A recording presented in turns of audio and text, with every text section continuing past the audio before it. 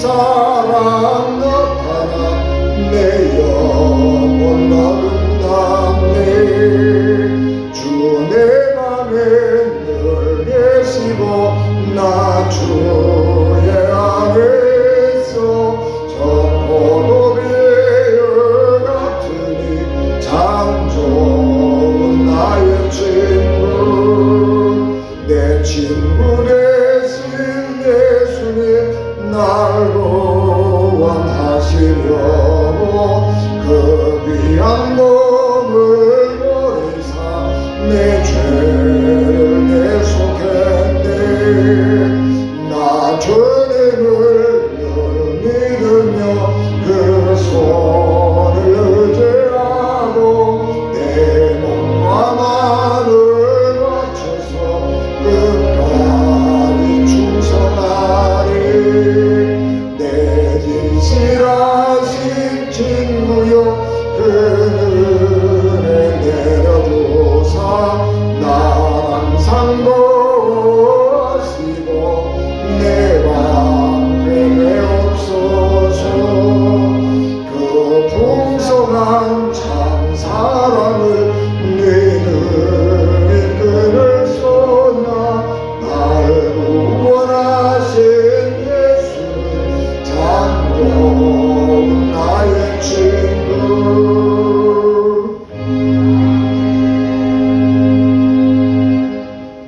여호와께서 이와 같이 말씀하시니라. 무릇 사람을 믿으며 육신으로 그의 힘을 삼고 마음이 여호와에게서 떠난 그 사람은 저주를 받을 것이라. 그는 사막의 떨기나무 같아서 좋은 일이 오는 것을 보지 못하고 광야 간조한 곳 건건한 땅 사람이 살지 않는 땅에 살리라. 그러나 무릇 여호와를 의지하며 여호와를 의뢰하는 그 사람은 복을 받을 것이라. 그는 밀가에 심겨진 나무가 그 뿌리를 강변에 뻗치고 더위가 올지라도 두려워하지 아니하며 그 입이 청정하여 가무는 해에도 걱정이 없고 결실이 그치지 아니함 같으리라. 만물보다 거짓되고 심히 부패한 것이 사람 마음이라. 누가 능히 이를 알리오마는 나 여호와는 심장을 살피며 배부를 시험하고 각각 그의 행위와 그의 행실대로 보응하나니. 불의로 치부하는 자는 자고새가 낫지 아니한 알을 푸는 같아서 그의 중년에 그것이 떠나겠고 마침내 어리석은 자가 되리라. 아멘. 기도하겠습니다. 은혜가 충만하신 아버지 하나님, 예레미야 선지를 통해서 이스라엘 백성들에게 주셨던 그 말씀은 여전히 오늘 우리들에게도 주는 생명의 말씀인 줄 믿습니다. 하나님, 이 말씀을 통해서 우리가 우리 자신들을 돌아보고 믿음으로 더욱 주님을 잘 섬기기를 소망합니다. 이 부족한 종을 붙들어 주시고 말씀을 듣는 저희 우리 위에 하나님의 능력과 권능을 충만하게 도와주시옵소서. 예수님 이름으로 기도하옵나이다. 아멘.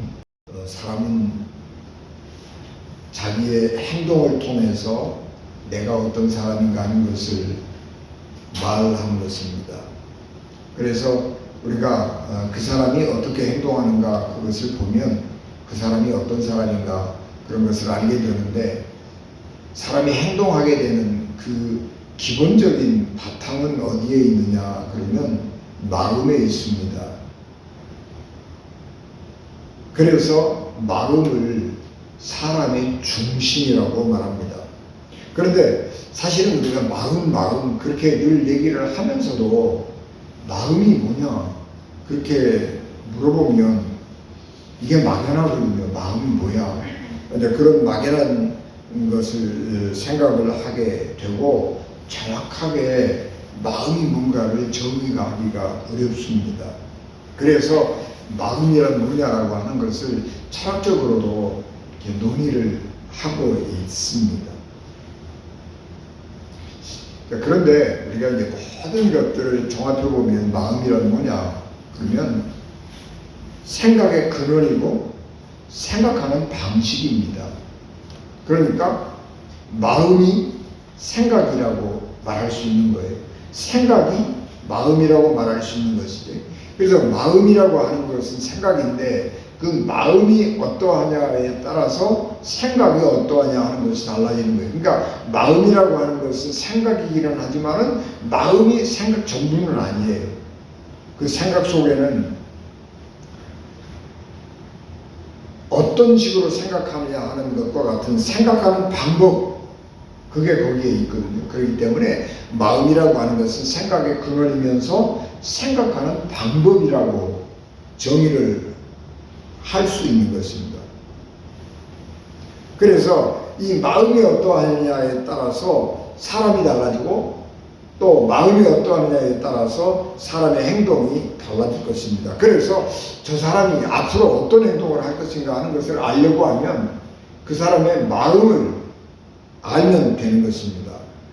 마음 속에 뭐가 들어있는지를 알면 그 사람이 앞으로 어떻게 행동할 것이다 라고 하는 것을 알 수가 있는 것입니다.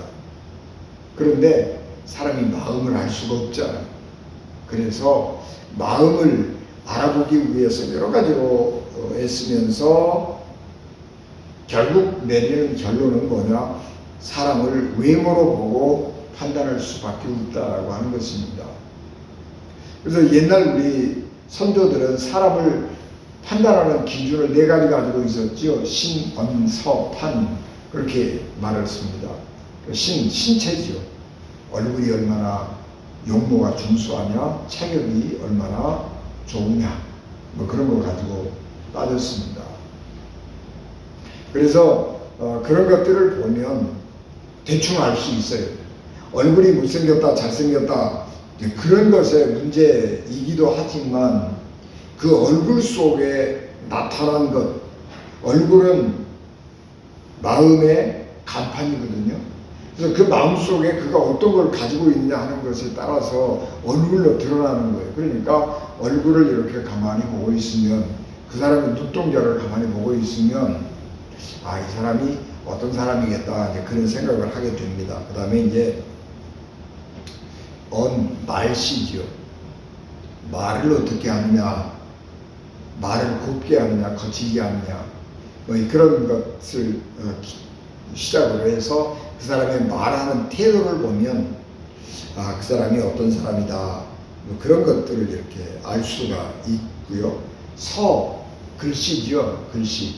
글씨가 뭘 그렇게 중요하냐 그런데 우리 이 동양 붓글씨를 쓰는 사람들에게는요, 글씨라고 하는 것은 예술이에요. 그래서 글씨라고 단순히 얘기를 아니하고 서도, 서예 그렇게 얘기를 하는 거예요. 그러니까 글씨를 보면 그 사람의 마음가짐이 어떠한가 그런 것을 알 수가 있는 거죠. 그리고 이제 마지막으로 판단력인데 신언서판 판단력인데 그가 어떤 일을 어떤 경우에 처했을 때 어떻게 일을 처리하는가 그런 것을 보면 사람을 알 수가 있다 그렇게 말을 하는 것입니다. 그런데 이런 것들을 보면 반은 맞고 반은 틀려요. 우리가 그렇게 보고 판단하면 좀 비슷한 게 많이 있어요. 그러나 정확하게 그런 것만은 아니에요. 그러니까 미녀와 야수처럼 얼굴은 야수이지만 마음씨가 고운 그런 드라마가 만들어지는 거죠. 그래서 사람의 외모를 가지고 사람의 중심을 본다라고 하는 것은 상당히 어려운 위험한 일이기도 합니다. 그래서 사람들은 이제 비교적 정확하게 판단하려고 보면 과거의 행적을 보면은 알 수가 있습니다. 과거에 그 사람이 어떤 삶을 살았는가 그런 것을 보면 그 사람이 어떤 사람인가를 알아요. 그래서 인간이라고 하는 것은 본래가 근본적으로 이기적이거든요. 그러니까 이기적인 사람들이 모여 있으면 그 사회는 이기적인 사회가 되는 거예요.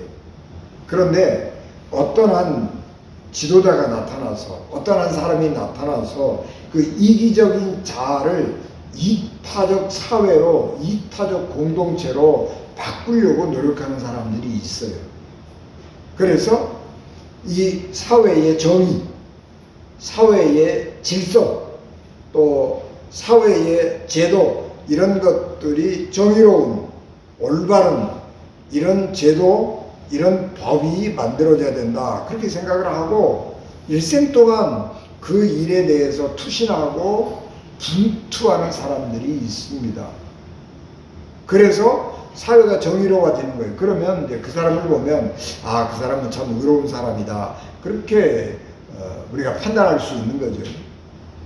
우리나라가 군부 독재 가난한 시절 거쳐서 왔는데 그 군부 독재를 거치면서 수없이 많은 사람들이 희생하고 저항하고 자기가 손해를 입으면서 이 사회가 정의로워지고 이 사회가 민주화가 돼서 모든 사람들이 자기의 생각을 가지고 자기의 뜻을 펼치고 사회를 위해서 공헌하고 할 수 있는 신분, 뭐 이런 빈부, 귀천 이런 거를 떠나서 누구라도 능력이 있으면 또 할 마음만 있으면 이 사회를 위해서, 다른 사람을 위해서 헌신하고 봉사할 수 있는 그런 공의로운 사회를 만들어 온 것입니다. 지난 과거가 그런 이타적인 행동을 한 번도 한 적이 없는 사람은 이 사회의 지도자가 되면 안 되는 거예요. 그런 사람은 자기가 이 사회의 지도자가 되면 그 권력을 이용해서 자기의 이속을 챙기기에 바쁜 사람이에요. 그러니까 과거의 행적을 보면 미래에 그 사람이 어떻게 할 것인가 하는 것을 알 수가 있단 말이에요. 그래서 과거의 행적이 중요한 거예요. 그래서 사람은 이렇게 오랫동안 사람을 이렇게 눈여겨보면서 그가 얼마나 이타적으로 자기를 버리고 자기의 이기심을 버리고 다른 사람들의 유익을 위해서, 이 사회 공동체의 유익을 위해서 헌신해 왔는가, 그런 것들을 보면서 그 사람을 판단하게 되는 것입니다.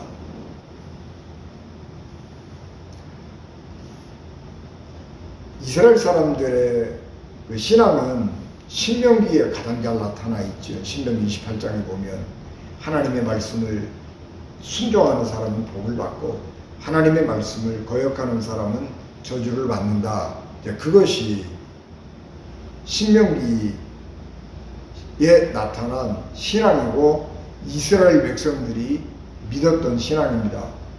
그래서 시편 1편에 오늘 우리가 교독으로도 했습니다마는 복 있는 사람은 악인들의 꾀를 따르지 아니하고 죄인들의 길에 서지 아니하며, 그렇게 하면서 하나님의 율법을 묵상하고 즐거워하는 사람은 시냇가에 심은 나무가 철을 따라 열매를 맺으며 잎사귀가 마르지 아니함 같으리니 모든 일이 형통한다. 그런데 악인들은 그렇지 않는다. 악인들은 하나님의 심판을 견디지 못하고 결국은 망한다. 이것이 이스라엘 백성들이 가지고 있는 신앙이었습니다. 그래서 신상필벌, 권선징악 뭐 이런 사고로 이 신명기 신앙을 설명할 수가 있습니다. 그런데 성경에 기록된 이스라엘의 역사를 가만히 보면 우상숭배로 인해서 이스라엘 백성들이 하나님의 징계를 받고 고통을 당하면 이스라엘 백성들이 회개하고 그리고 하나님께서 용서하시고 복 주시고 이런 삶이 반복이 되거든요. 사람은요, 지혜로운 사람은요, 같은 실수를 반복 안 하는 거예요. 그게 지혜로운 사람이에요. 이스라엘 백성들은 하나님을 믿는 사람인데, 하나님을 믿는 사람들인데, 하나님의 말씀을 아는 사람들인데, 그 똑같은 일들이 반복되거든요.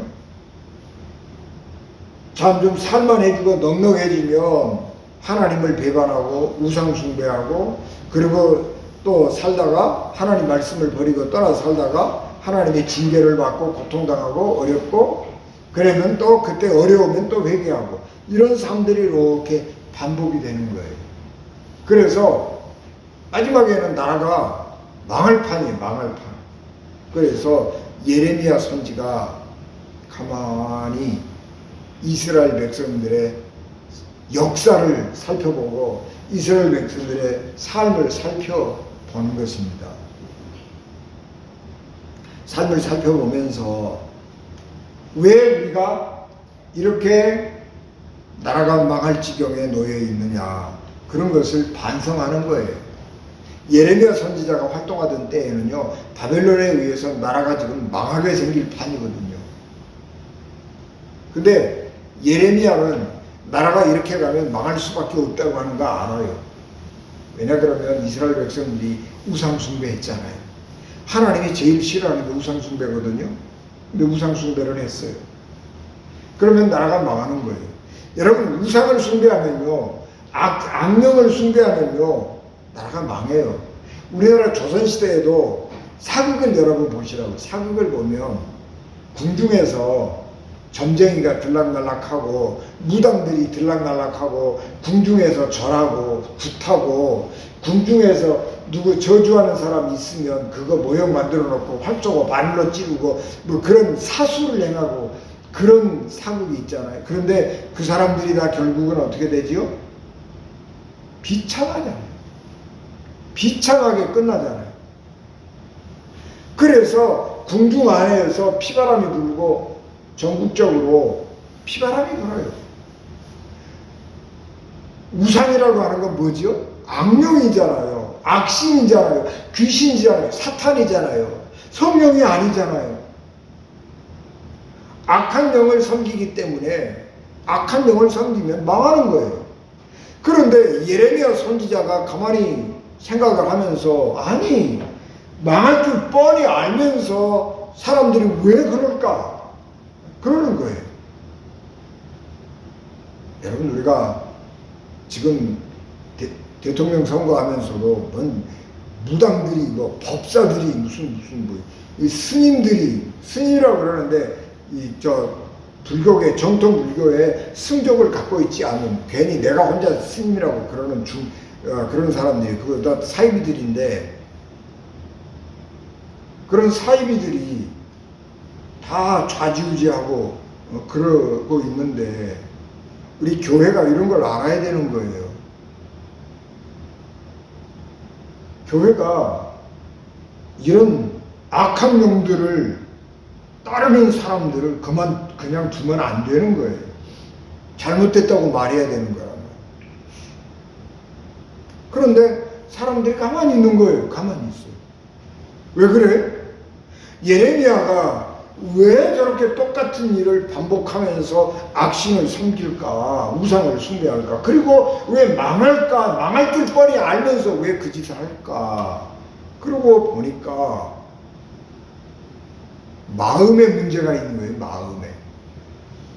이스라엘 백성들은 어느 때라도 하나님께 제사 드리는 거 쉬어본 적이 없고요, 하나님께 예배 드리는 거를 쉬어본 적이 없어요.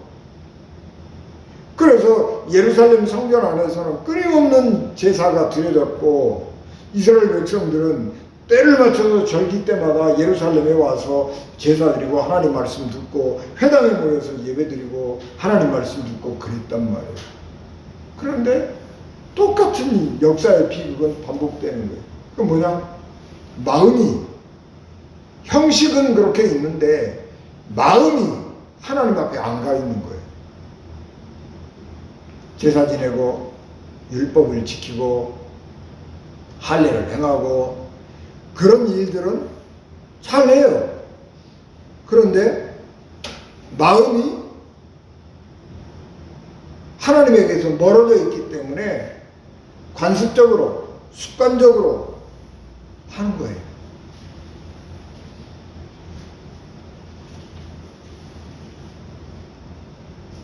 그래서, 그리고 자기를 믿는 거예요. 자기를 믿어. 자기 육체의 힘, 권력, 자기가 가지고 있는 돈, 이런 걸 믿는 거예요. 그래서 예레미야 선지자가 뭐라고 그러냐 그러면, 오늘 우리가 공독한 5절 말씀에 사람을 믿으며 육신으로 그의 힘을 삼고 마음이 여호와에게서 떠난 그 사람은 저주를 받을 것이라. 그렇게 말씀했습니다. 마음이 하나님에게서 떠나 있으니까 이스라엘이 저주를 받아서 하나님의 백성인 이스라엘이 이방인 바벨론에 의해서 지금 핍박을 받고 바벨론에다가 조공을 바치지 않으면 안 되는 것이고, 그래서 나라가 지금 망할 지경에 놓여 있는 것입니다. 그렇게 말씀한 후에 뭐라고 얘기하냐 그러면 9절에서 10절 말씀에 만물보다 거짓되고 심히 부패한 것은 마음이라 누가 능히 이를 알리오마는 나 여호와는 심장을 살피며 폐부를 시험하고 각각 그의 행위와 그의 행실대로 보응하나니. 그렇게 말씀합니다. 사람은 외모를 보고 판단할 수밖에 없죠. 왜냐 그러면 사람의 눈이라고 하는 것은 물질로 만들어진 것이기 때문에 물질밖에 볼 수가 없는 거예요. 하나님께서 발람이 타고 가던 나귀의 눈을 열어서 하나님의 사자를 보게 했는데 하나님의 종인 발람은요 그 하나님의 사자를 못 봐요. 그 왜냐 그러면 육신이기 때문에 그런 거예요.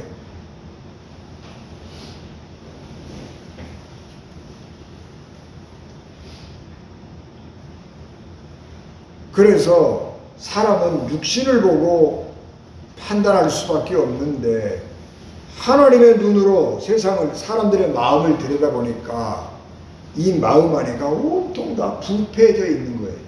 마음이 다 병들어 있는 거예요. 그러니까 어떻게 되는 거예요?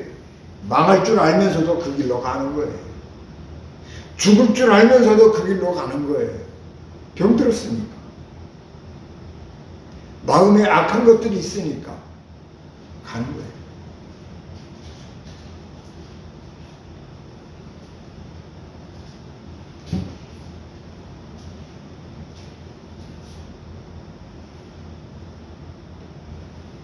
하나님만이 우리의 속마음에 무엇이 있는지를 아셔요. 그렇기 때문에 우리 하나님은 전지전능하시다고 그러는 거예요.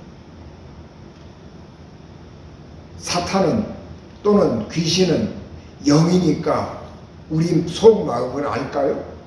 아니요, 몰라요. 우리가 사람의 속을 모르는 것처럼 악한 영들도요 사람의 속을 몰라요. 그래서 우리가 말해주지 않으면 악한 영들은 몰라요. 내가 말하지 않으면 다른 사람이 내 마음을 어떻게 알겠어요? 그건 마찬가지예요. 악한 영들도 내가 말하지 않으면 몰라요. 그래서 이제 우리가 이제 옛날에 우리가 방언으로 기도하면 사탄이 못 듣는다고 그러잖아요. 사탄이 지가 모르는 말이니까 못 알아듣는 거예요.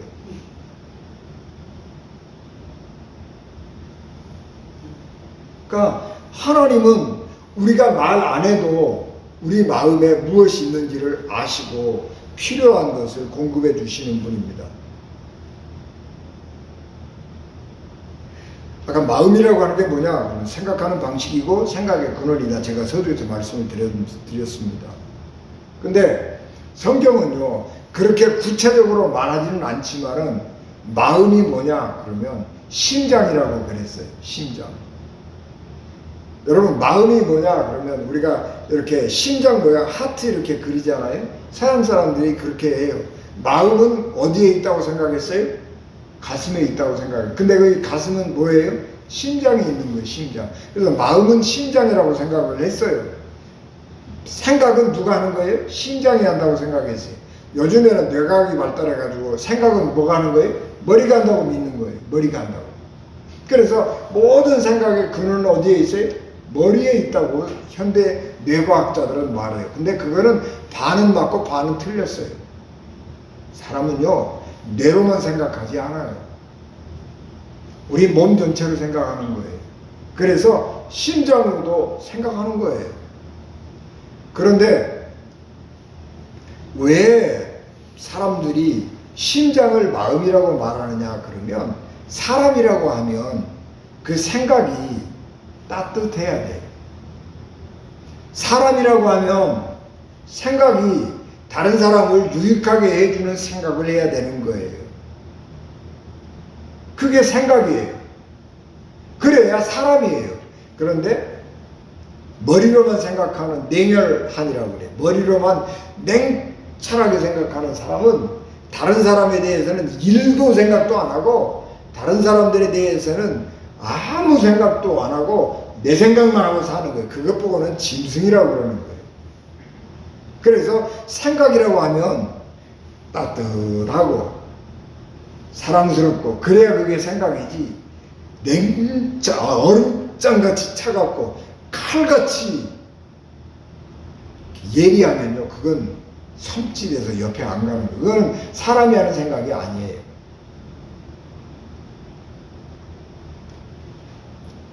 여기 예레미야가 말씀하지요. 하나님은 심장을 살피고 폐부를 시험한다 그래요. 폐부가 뭐냐 그러면 우리 생각의 깊은 곳, 그런 의미를 가지고 있는데, 이 폐부라고 하는 것의 문자적 의미는 콩팥이에요. 콩팥. 그러니까 우리 예레미야 선지가 하고 있는 말씀은, 하나님은 우리의 심장을 살피고 우리의 콩팥을 시험한다, 그런 말이란 말이에요. 그 뭐예요? 심장 여기 있고 콩팥은 더 아래 깊숙한 데 있잖아요. 여기 양옆에. 그러니까 하나님은 어떤 분이냐 그러면, 우리의 생각이 얼마나 따뜻한지, 우리의 생각이 얼마나 깊은 곳에서 나오는지, 그런 것들을 유심히 보시는 분이라는 말이에요.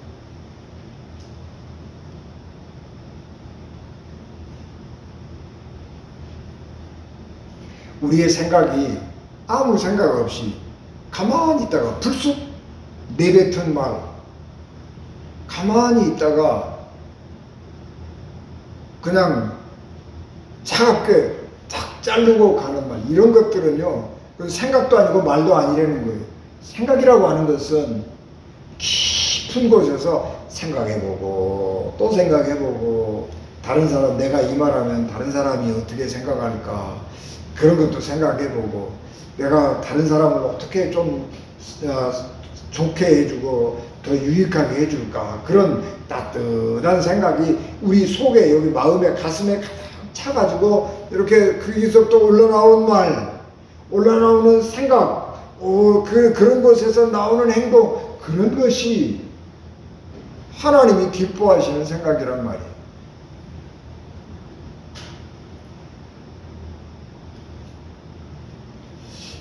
이스라엘 백성들이 신앙생활 할 때에 성전, 제사, 또 회당 예배 이런 것들을 했잖아요.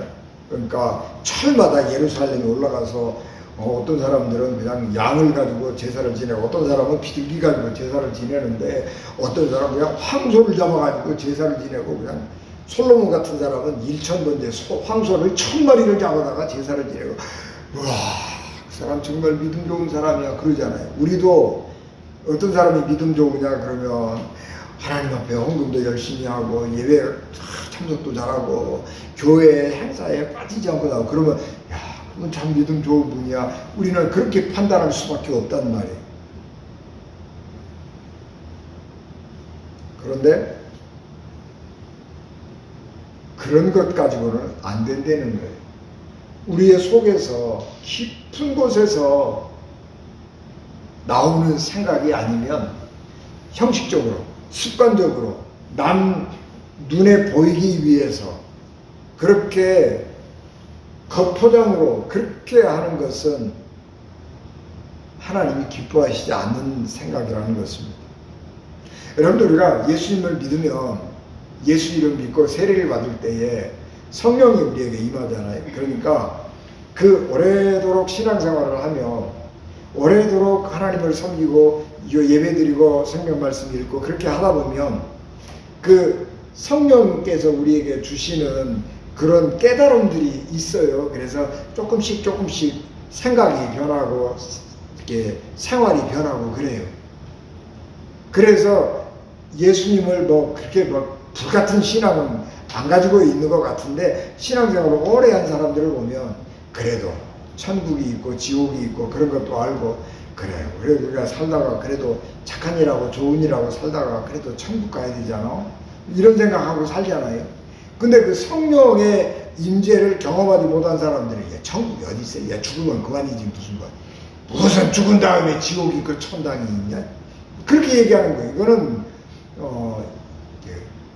하나님을 경험해보지 못한 사람이에요. 그런데 어떤 경우에는 사도 바울처럼 그냥 불같은 성령이 확 임할 때가 있어요. 그러니까 우리가 이제 성령 체험한다고 그러는 거잖아요. 성령 체험을 강하게 할 때가 있어요. 우리가 좀 이렇게 좀 거룩하고 고상하게 표현을 하면 성령의 거룩한 빛이 우리를 확 비추는 거예요. 하나님의 거룩하고 밝고 환한 빛이 우리에게 확 안쪽으로 들어오는 것을 경험한단 말이에요. 성령의 조명을 받는 거예요. 그러면 갑자기 성령 말씀이 재미있어요. 성경 말씀을 읽으면 성경 말씀이 막 갑자기 막 깨달아지는 거예요. 천국과 지옥이 갑자기 믿어지고 예수님이 십자가에 달려 죽었다고 하는 게 갑자기 믿어지고 그러면서 통찰력이 생기는 거예요. 통찰력. 그래서 그 사람하고 어떤 사람하고 얘기 몇 마디만 해보면 그 사람 속에 뭐가 있는지도 알게 되고 그런 거예요. 그런 경험을 해요. 근데 이제 하나님께서 그런 경험을 오래 지속을 안 시켜줘요.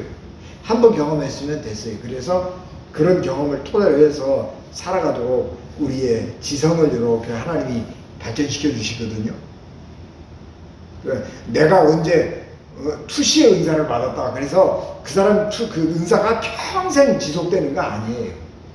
어느 한순간 그러다가 하나님의 은혜를 맛보았으면 하나님 이런 분인 줄 알았으니까 됐다. 그러고 하나님이 거두어 가신단 말이에요. 그거 가만두면요. 그 사람 범죄하고 죽어요. 안 돼.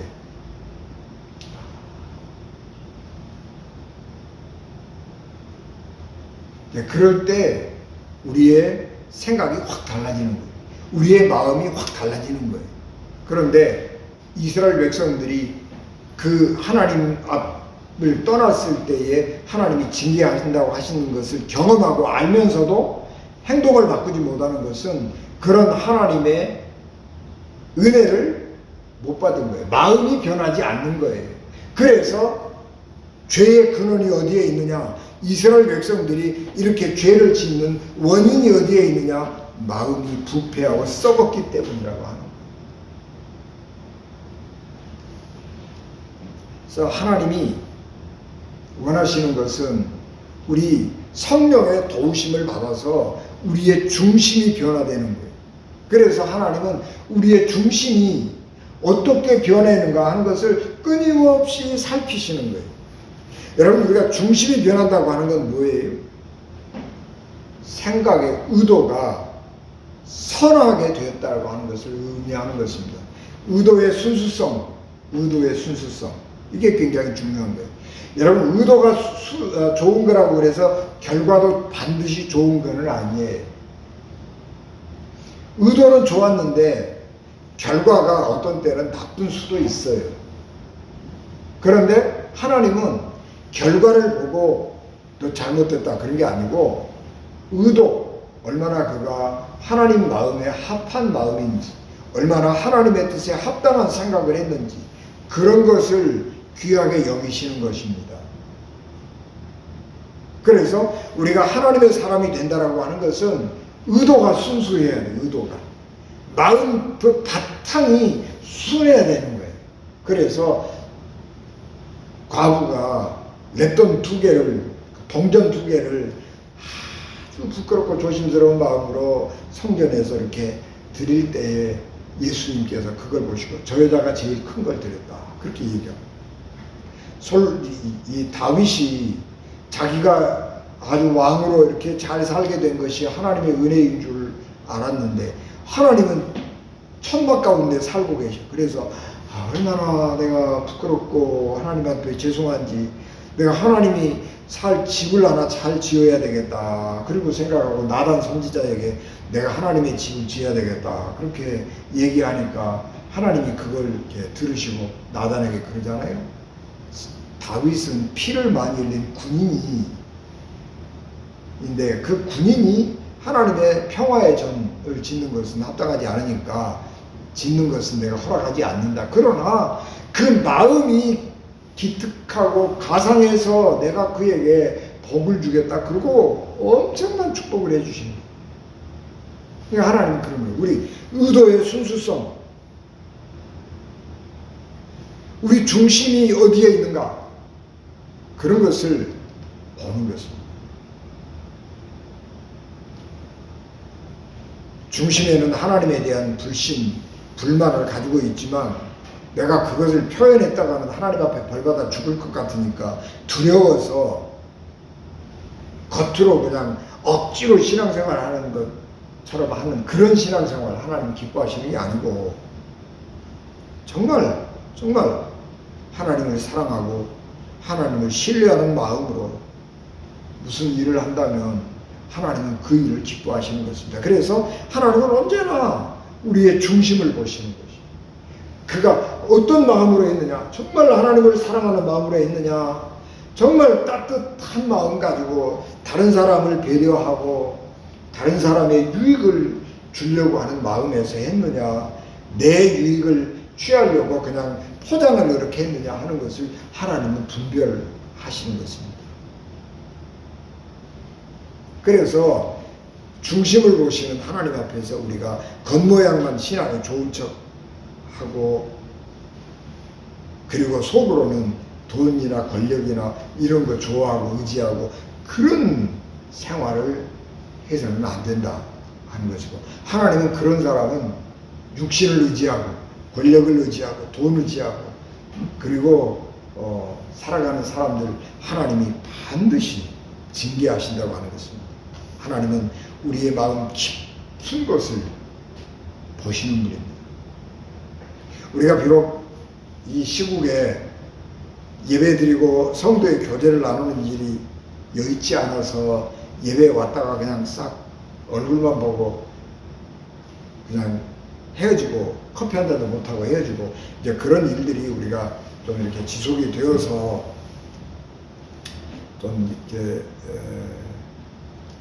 재미가 없잖아요.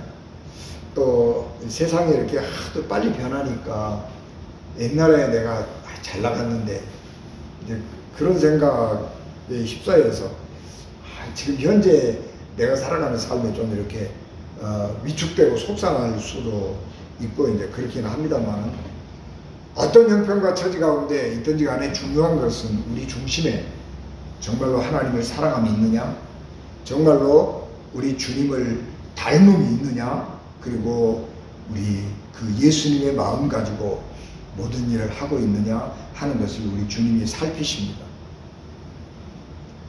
그런 우리의 중심을 살피시는 하나님 앞에 가까이 가고, 그래서 우리가 충만한 하나님의 은혜 안에서 하나님과 함께 살아가는 우리 언진가족 되시기를 주 예수 그리스도 이름으로 축복합니다. 아멘. 기도하겠습니다.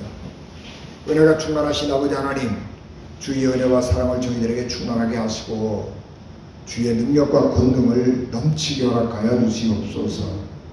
우리의 심령이 주님을 닮아 순결하고 거룩하게 우리 하나님 축복하여 주시옵소서. 예수님 이름으로 기도하옵나이다. 아멘.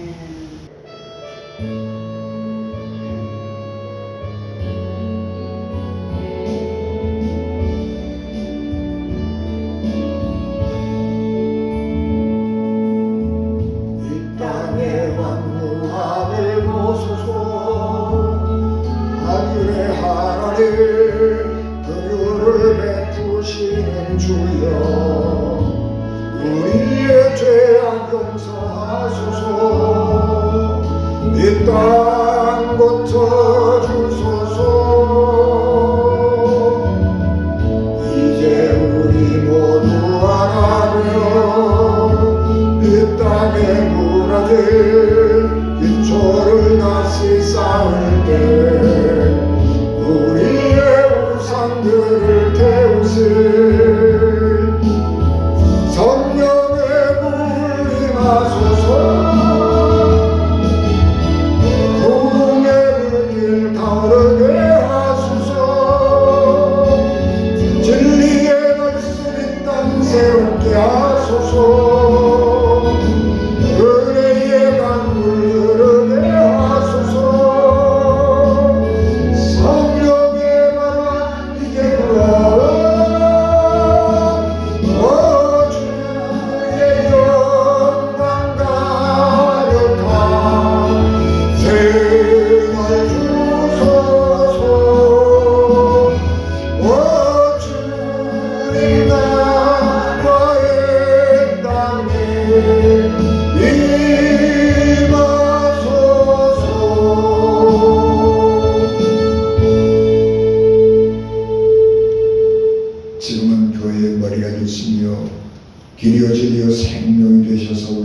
하나님 나라로 인도하시는 예수 그리스도의 은혜와 죄인들을 구원하시려고 자기 아들을 십자가에 버리신 하나님 아버지의 극진하신 사랑하심과 성령님의 감동, 강화 역사 위로 교통 내게 주관하시니 피값으로 세우신 우리 언제인 교회와 예배를 맞추고 돌아가는 사랑하는 성도들 생명과 가정과 기업과 자녀들 위에와 코로나 때문에 고통당하는 많은 사람들 위에 그리고 대통령 선거를 앞두고 분주하게 누가 더 이 나라를 잘 이끌어갈 것인가를 가늠하고 선별하고 있는 우리 한국 국민들 위에 나라 전체 위에 지금부터 영원히 함께 하시기를 간절히 축원하옵나이다. 아멘.